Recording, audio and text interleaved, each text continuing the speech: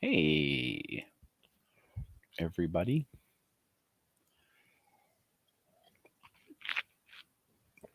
So it is just after 11 in the Eastern Standard Time on the 18th of April. And I wanted to jump on live here because I had something fun to do today. And I wanted to do that fun thing live because I don't always get to do this for one reason or another. And I thought it would be cool. So I am simulcasting this from my couch here, going out to my author page on Facebook, my personal profile on Facebook, and then my YouTube channel. So wherever you're seeing this, thanks for popping in. And should I say like, share, and subscribe? Because everyone says that on YouTube. I feel like I should. So anyway, we got a few people here. Thanks for coming by. I'll give you the big reveal here. Bom, bom, bom. Ta-da! A little bit of glare, but whatever. So we have book 14 of Adrian's, The Lost and the Found. Ta-da! As you can see, we got Otis over here on the cover. And if you've read, good morning, Wanda.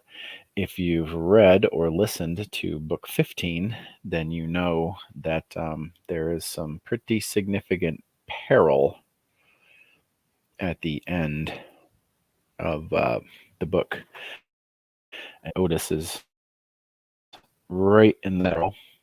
And I got these yesterday, and I went through them all day yesterday. Technical septic tank. It's one of the stories. And went through them all, didn't find any problems. They look great. And I usually green light the print version a few days earlier. No, Renee, the Kickstarter is not going live today. But I will be talking about the Kickstarter after I do this. But just so people can see it ahead of time, you got all the, if you're a backer on my Patreon, everybody on my Patreon who's an active member at the time that a book is finalized gets their name put in the front at the level that they're at. So that's pretty cool. And then, the book picks up on January in 2015. And I already showed the title of Tactical Septic Tank, which is really fun. But the one that I think people are really going to go crazy over is, and we all know it's about Otis. A lot of people have been waiting for that story for years. So I hope you like it. But what I wanted to show, if I can jump over here, open up another page, opening up another page. I wanted to show people me hitting the release button. So as I was saying, I green light the print several days ahead of the release of other things because it usually takes them a day or two to create the print version, and then a day or two of transit to get to people. Sometimes less if you live really close to a distribution center, but usually it's a couple of days to get a book. And I want the people who buy the book to be able to get it on or about the day that the Kindle releases. And an audio for this looks like it's going to be probably the first week of May, roundabout. We don't have a set date yet because we don't control how long it takes to go through QC. But when I was doing the uploading of the cover of this one live the other day, we had a problem with the cover image. It would not scale correctly, despite the fact that it measured perfectly correct. It just was loading flawed. And after I got off the live, hey Anthony, good morning. After I got off the live, I went in and tried a couple of different things and finally got it to work, doing something that should not have made it work, but whatever. it's loaded. Who cares? But yeah, so I wanted to do a little screen share here and show everybody me hitting the button, because I can present. Let me change my thing over here. Present, share screen. I'm gonna share this one. Bam! So, as you can see right down here at the bottom where it says that big yellow button, publish your paperback book. So I'm gonna push that button. Ready? Womp. Saving. What are we gonna do? Saving. Save successful. Ta-da! Your paperback has been submitted. So it says if it passes our review, it can take up to 72 hours to be available for purchase on Amazon. I don't think it's ever taken 72 hours. I think it's, I mean, I've had it go live within a couple of hours. Usually it's like the next day. So I wanted to do it fairly early today. That way they can hopefully get it out by the evening tonight. But it'll probably be available for purchase sometime during the day tomorrow. And if that's the case, I'll post links so everyone knows. And that way, if you order it on like the 19th or so, you'll probably have it, Saturday or Monday, which is just a little bit before when the Kindle version releases on the 28th. So that gives paperback readers a little bit of a head start.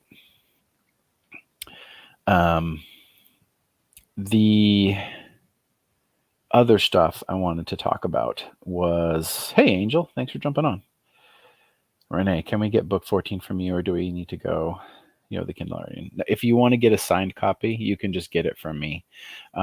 Now that I have green-lit the paperback for wide release, I can order copies to distribute on my own. I haven't done that yet because I literally just pushed the button and now I'm talking to you.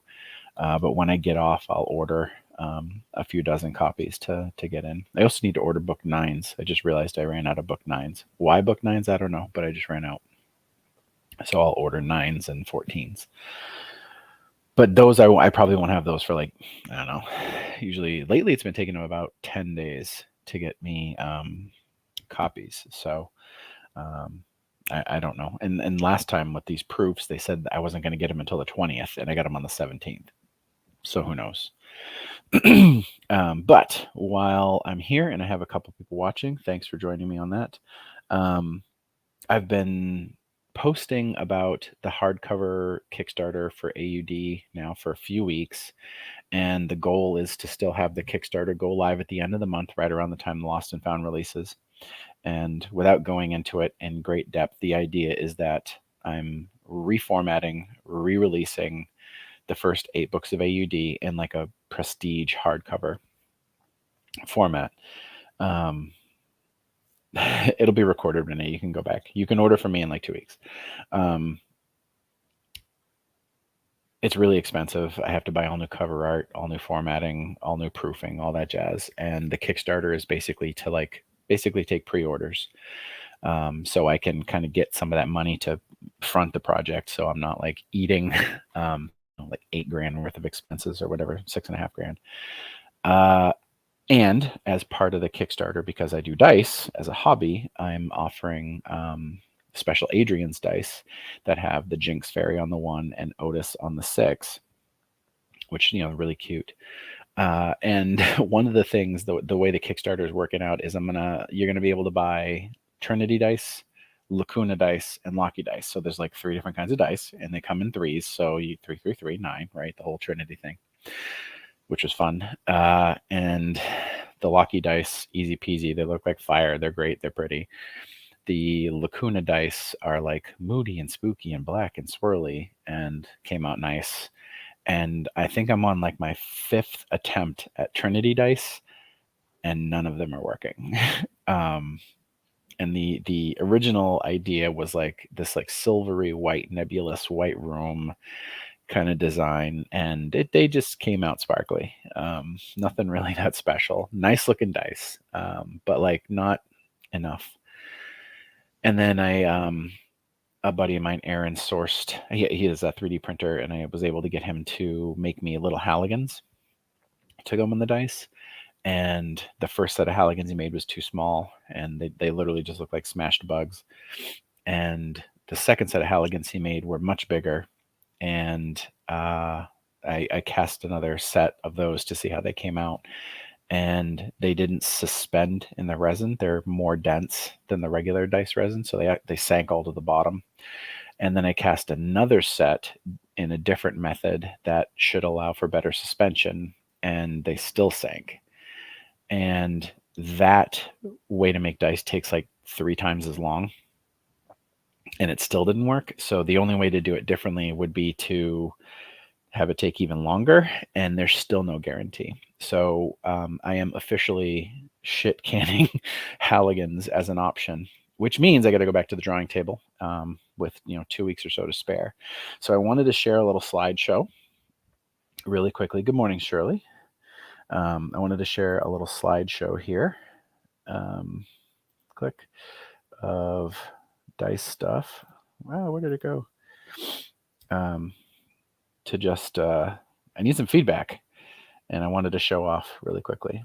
So, like I said, 3 different kinds of dice, and here's where we're at. So these are the Lacuna dice. They're black, nebulous, swirly. They have like gray and white and stuff pushing their way up through. You can see they're like stalactites or stalagmites. Really moody, really pretty, and relatively easy to make, like all things considered. And it's predictable. I can control it. I'm super happy. They look great. $20 for a set of 3. Yeehaw. Second set of dice. These are the Locky ones, and they just look like fire, like sparkly fire. You can see kind of in the middle of the sort of center left picture, the bottom die, there's like a bluish kind of spot, and that's like mylar flake that's iridescent. So when you hold it up to the light and kind of move it around, they like sparkle on the inside, like, fire flickering or whatever. They came out really pretty, and I've cast 40 of these more since these test sets, and I refined the process a little bit more, so they look even more fiery now, which is really exciting. And then Womp Eternity dice. I got nothing. Absolutely nothing. Like I said, I tried to do the silvery white ones, and while very pretty, they just didn't, they weren't Adrian, and they just, I don't know. They were cool, but they weren't going to work for the Kickstarter. They're not special enough. So I have lots of different options with how I can make them and stuff. And after talking to some other people and my wife, we're actually thinking it makes sense instead of doing 3. Good morning, Susan. Instead of doing 3 dice that are all the same for the Trinity set, I should do a die for Adrian, a die for Kevin, and then a die for Michelle. So it'll be 3 different kinds of dice in the 3 that represent the Trinity. So I'm just looking for feedback. If anybody has any idea for like colors or like sparkles or whatever, and I just throw out some stuff like, should they be translucent? Should they be opaque? Should I pour them so they look marbly? Should I have something glow in the dark? What colors can you think of? Should I do swirls, floating in clear, whatever? Literally any suggestions. You can post them here. I'll look at the comments. You can message me. You can post them in the Ring family. You can post them in my Tier 1 Dice group. And I think that's going to be the way to go, because if I get like a good idea for, let's say, Kevin, and then a great idea for Adrian, then I can sort out Michelle, kind of down the road a little bit in a few days. So please, if you have ideas, share them. And then these are some dice that I've made for other people. The green dice in the upper left hand are actually glow in the dark numbers, and that's a set that my mother-in-law bought. I put them up for sale, and she was like, nope, those are staying with the family. So she she bought them, and now they live at her house in case she ever wants to play D&D. The center top ones are pink with white swirl. You can actually see like kind of the clouds of colors moving through them. The upper left-hand corner dice, or right-hand corner dice, sorry, the black with the red numbering, those are for a buddy of mine named JB who does EDM music under the name Defrags. So I call those the Defrags dice, but they're wispy black with a slightly glittery clear base with red numbers. The dice right above my head are gold flake with black swirl. Really elegant. The center dice, the orangish looking ones, are actually color shift. So like you hold them up in the sun and then move it around, and they like sparkle and change colors. I believe that's like orange to purple. And then the big pile of D6s there that are like purple and blue and magenta. Those are actually my gaming dice that I use for Warhammer. Hey, JB, speak of the devil. But that's just like pink and blue poured together with some of that iridescent mylar inserted into it. I do have one of those carousels. The mirror that those dice are sitting on actually rotates. So when I take a video of it, you can actually see them move. And those are all taken inside my light box, so I can actually get some decent pictures. But I just posted these as kind of a just an idea of like some of the variety of stuff that I can do. And if anybody has any ideas for Kevin dice, Michelle dice, or Adrian dice, please send your idea my way. I'll be able to come up with something myself because I'm relatively creative, but it would be cool if people kind of pitched in with some ideas and helped, because some of the suggestions you guys give are fantastic. And it's just really cool. So make a calico set. What does that even mean, JB? And then if you get all three, it's just 55. So it's 20, 20, 20 separately. If you decide to get the whole set, it's 55. And then you get a tier 1 dice bag. Pretty cool. And that's my dice making logo. But that's where we're at for that. Also, I took a picture and then didn't share it because I'm smart like that. I made custom dice for the Kickstarter level where you get to play an Adrian's RPG with me, a role-playing game online. So we will probably do it on my Discord server live. We'll just jump in and play. And then we'll have it so people can watch and like basically like watch it as if it's a live TV show happening, which will be super fun. And you don't have to worry about being embarrassed because we're all in this together. But if you play in that game, if you back that level, you get books, and then you get 3 dice to use in the game, and they're unlike any other dice. And I made those yesterday, and now that there's no light at all, the sun went back, but they are swirled bronze and black, and the bronze is actually color shift. I don't know if you can see, but in actual decent light, which I do not have here today, they look so cool. They're like tiger stripy and marbled and just really, really nice. So the only way to get the ones that I'm holding right now, the only way would be to play in the RPG.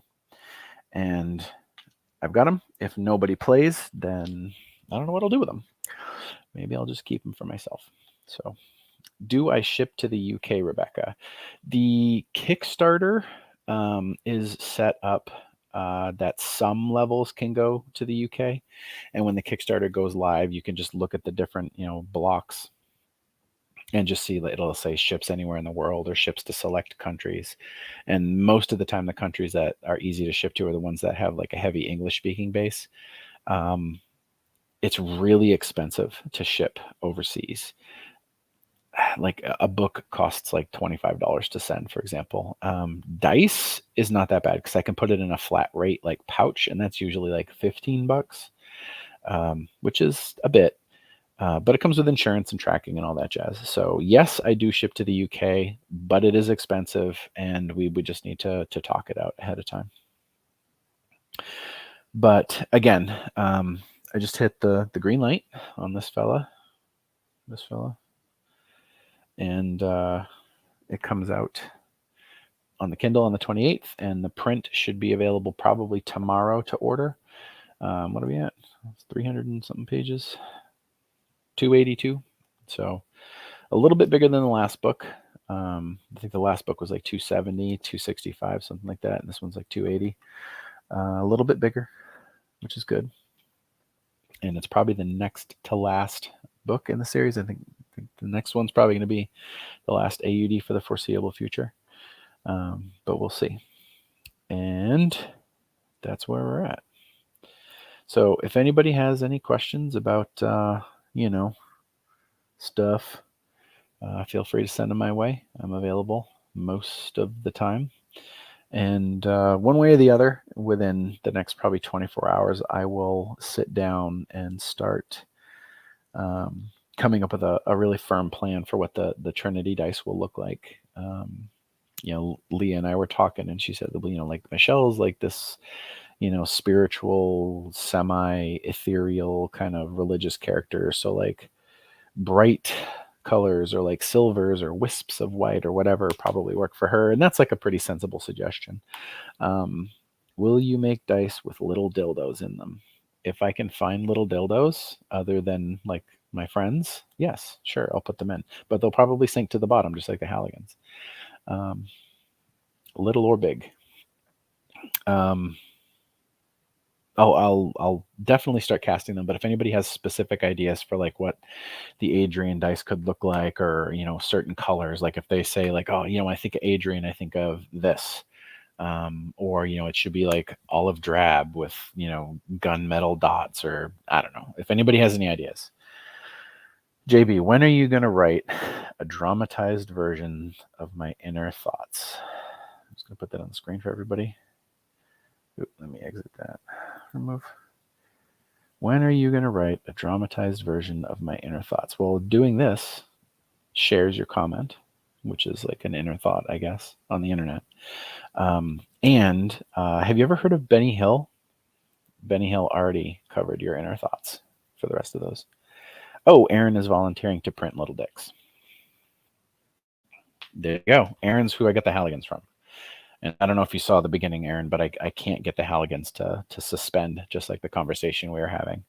Apparently, they're just a little too dense. So I do still have the jar of Halligans that you gave me, and I'm going to hold on to those. So if anybody wants to order a custom set of AUD dice with the Halligans, that's an option, because if I'm only having to cast one set, then I can actually take the time to like suspend them. But if I'm casting 30 or 40 sets, I can't. Like there isn't enough time in the day for me to do that. So, but I'm going to get off. I have many other things to do. And if anybody has any ideas for the colors, please just reach out. Best way is to either post on the comments on this thread, or over in Ring Family, or over in the Tier 1 group. Anyway, you know how to reach me. I'm not that hard to reach. He is going to get off. JB, Jesus, man. With friends like these. Anyway, I love you guys. Let me know if you have any questions, and keep your eyes out for me posting a link for the paperback going live for 14. And once I have this dice thing situated, I'll be able to give a firm date on when the Kickstarter was going to launch.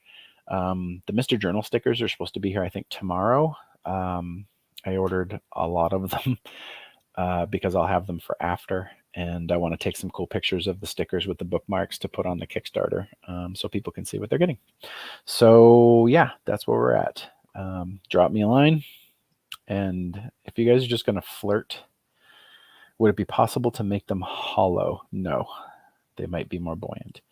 The issue is once you put a resin inclusion inside the poured resin, and then you put the lid on it, and then you put pressure on it, the air bubbles that the pressure kind of compacts creates a vacuum effect, I guess you'd say, and pulls the excess resin that's sitting on the top of the mold back into the well that the dye is created in. And that pressure of pulling the resin back down in pushes things to the bottom naturally. So what you have to do is you have to pour like crystal clear resin that you mixed very slowly and carefully so you didn't incorporate any air. You have to pour that like halfway into the mold and then sit there waiting for it to reach like honey thickness, like cold molasses thickness, and then insert your inclusions because that resin is like firm and it won't move as much. Then you pour regular liquid resin on top of that, slap the lid on, get it in the pressure pot as fast as possible. The problem is sometimes the resin sets up and cures in 15 minutes. Sometimes it takes 25 minutes. And if you're too early, it sinks to the bottom. If you're too late, then the bottom resin cures with any bubbles or flaws in it, and you can't take them out at that point, and you just have like half good looking and then half trash dice. And it's just risky. Like it would waste too much material. It takes too long, and it's just not, if I was going to make one set and I screwed up once and I had to remake it, that'd be one thing. But I'm talking about making like 30 or 40 sets of these dice, and that would be like a lot of time lost. But welcome to my TED Talk. So take a look tomorrow, probably maybe later today, for the link to order the print version of AUD 14, The Lost and the Found. I'm really excited about this book. I think it's really good. And yeah, I'll be posting about the Kickstarter probably in the next, I would say probably by the 22nd or 23rd, I'll have a set date. And I'm leaning towards pushing it out to like March 1st. Because the book comes out on the 28th, and I don't want to like hit people with two things, especially if they're talking about like trying to be present for it. And I forget the day, but Kickstarter says the best day to launch a project is like Tuesdays or Wednesdays or something like that. So I'll take a look and see, what the timeline lines up on that. But I'll let everybody know. All right, cool. Thanks for popping in. Can I post a link to the Kickstarter? Yes, I can do that before I go.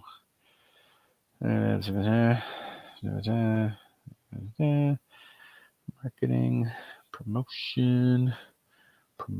There you go. Go over here. So people, the last time I posted a link to this thing, people were having a really hard time following. Kickstarter was glitched or something like that, and they were like being asked to log in.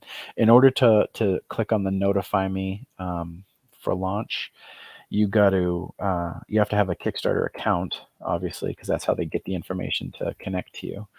I just posted the link.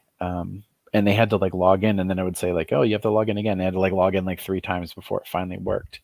The people who copied and pasted the URL instead of just clicking on it didn't have that problem. So it's something, there's some kind of tech thing happening that I don't understand. The dildo one sounds cute. Yeah, little dicks are always adorable. White and sparkly faith specialist Kevin. Blue and black for Kevin. Interesting. I always thought white for Kevin because he wore the white hat, the warden hat, for a long time, but blue and black would work. Combination of both plus red for strength. Food for thought. Cool. All right, everybody. Peace out. Enjoy your Tuesday, and I'll talk to you later. Bye.